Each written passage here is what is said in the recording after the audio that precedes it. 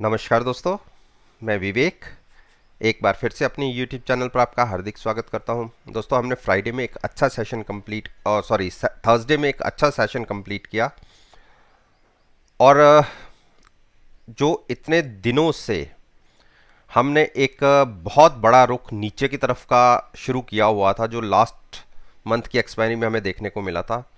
पिछले 2-3 दिन से लगातार हमने तेज़ी दिखा के एक हायर साइड पर क्लोजिंग दिखाई है।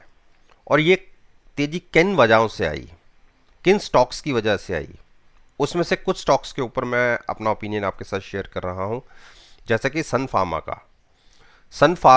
के स्टॉक के में 5 अप्रैल को क्या पॉसिबिलिटीज दिख सकती है। देखिए, पिछला सेशन जो कंप्लीट हुआ उसमें एक जबरदस्त बाइंग देखी गई नीचे के लेवल से, यानी 597 का लो लगा और जो हाई देखने को मिला वो तकरीबन 613 के आसपास। अब मंडे के लिए इसमें एक चीज हम कर सकते हैं। देखिए, बुलिश क्रॉसओवर है, बहुत बढ़िया स्ट्रेंथ स्टॉक दिखा रहा है और फार्मा सेक्टर का स्टॉक है। और आजकल सिचुएशन फिर थोड़ी सी फार्मा सेक्टर के फेवर में हो रही है, क्योंकि जो कोरोना वायरस की सिचुएशन आउट ऑफ कंट्रोल होती जा रही है, तो नेचुरली बात है इन कंपनीज को इस चीज का बहुत बेनिफिट होता है। तो आप 600 की पुट बाय करके भी फ्यूचर्स को लॉन्ग करने की एक स्ट्रेटजी ले सकते हैं। थोड़ा सा आपका रिस्क रहेगा, एक तो प्रीमियम का और उसके साथ जो आप फ्यूचर्स बाय करेंगे वो गैप का। तो 600 की पुट बाय करके फ्यूचर्स को लॉन्ग करने की एक स्ट्रेटजी रहेगी। मेरे हिसाब से एक 630 का टारगेट आपको स्क्रीन पर दिख जाएगा। और इसके ऑपोजिट एचडीएफसी लाइफ की अगर मैं बात करूं, तो एचडीएफसी जो इंश्योरेंस कंपनी का एक स्टॉक है, वैसे ये एचडीएफसी ग्रुप का स्टॉक है, लेकिन जैसे जैसे सिचुएशन इस तरीके से खराब हो रही है, इनके क्लेम्स बढ़ने की पॉसिबिलिटी ज़्यादा रहती है। लेकिन साथ में लोगों में डर का माहौल भी होता है, वो इंश्योरेंस ज़्यादा भी लेते हैं और प्रीमियम इनको जनरेट होता है। तो देखिए, जैसे जैसे क्लेम्स बढ़ने शुरू हुए तो इस स्टॉक ने कितनी बड़ी गिरावट नीचे तक तकरीबन 660 तक दिखा दी थी। वहां से अब इसने 5 दिन से लगातार एक अपसाइड की मूव दिखानी शुरू की हुई है। तो इसको आप बाइंग करके चल सकते हैं। आपको 685 के आसपास की जो भी पुट होगी उसको बाय करके आप लॉन्ग ले जा सकते हैं फ्यूचर्स को। आपकी पोजीशन हैज भी होगी।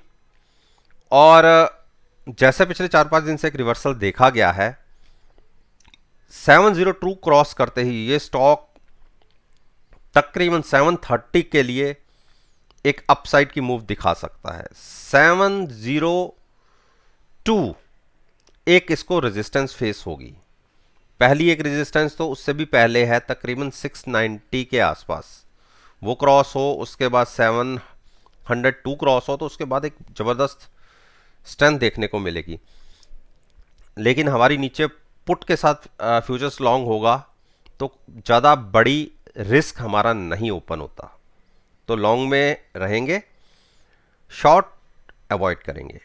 ओएनजीसी ओएनजीसी में अब स्ट्रेंथ क्रिएट हो गई है नीचे के लेवल से। अब इसने देखिए 99 के लोज दिखाने के बाद जो क्लोजिंग मिली है तकरीबन 105, इंट्राडे के अंदर ही तकरीबन लो से 6%, 6 नहीं तो 5% के आसपास की तेजी।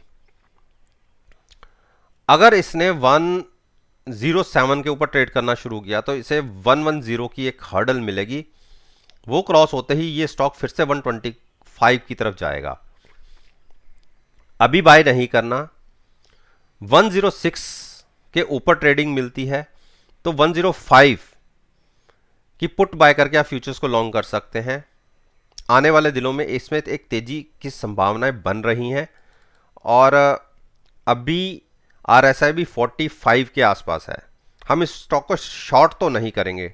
और हाई से ये तकरीबन आप देखिए आपको 20 रुपए के आसपास नीचे मिल रहा है, लॉन्ग साइड पे रह सकते हैं।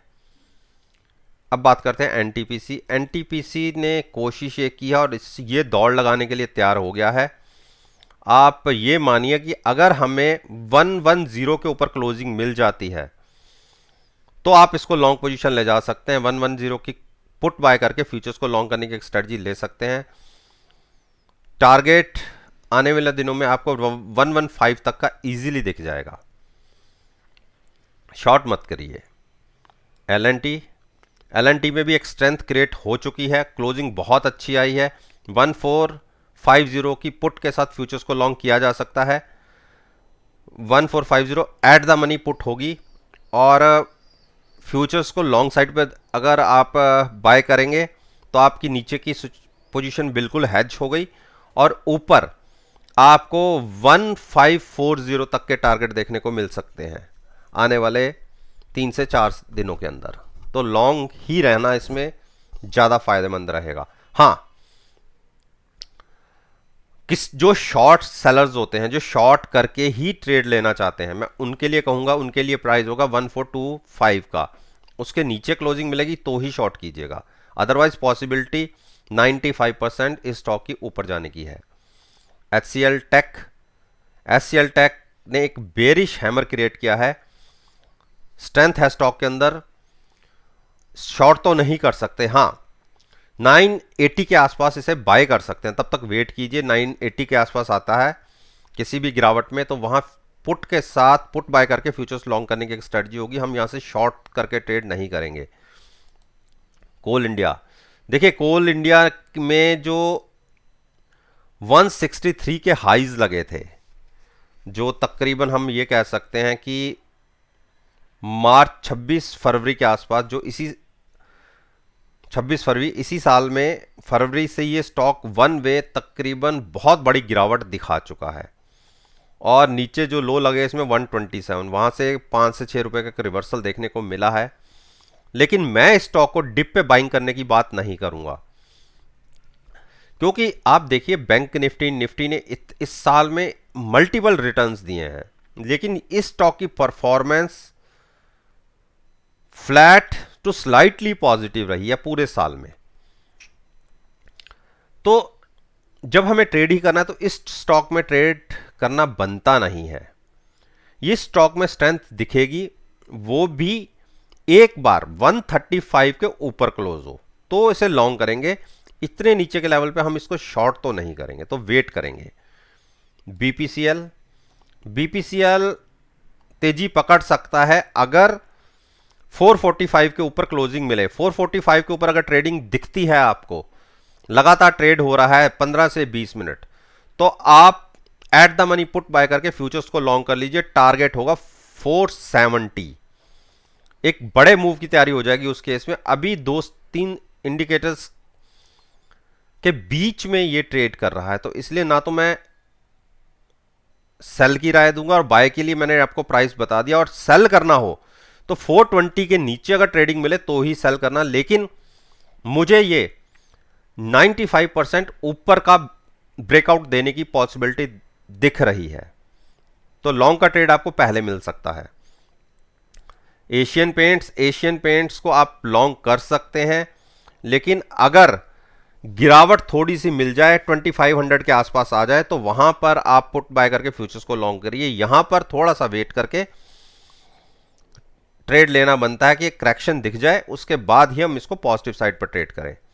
जिन प्राइसेस पे क्लोज हुआ है वहां से मैं थोड़ी गिरावट पर बाय करना इसमें ज़्यादा पसंद करूंगा, क्योंकि जो पिछले 1.5 महीने से इसका कंसोलिडेशन चला है, तकरीबन 1.5 भी क्यों 3 महीने मान लीजिए, उस कंसोलिडेशन के बाद इसने पिछले 3 दिन ऊपर क्लोजिंग दी है और वहां पर कोई इसको नई स्ट्रेंथ दिख नहीं रही।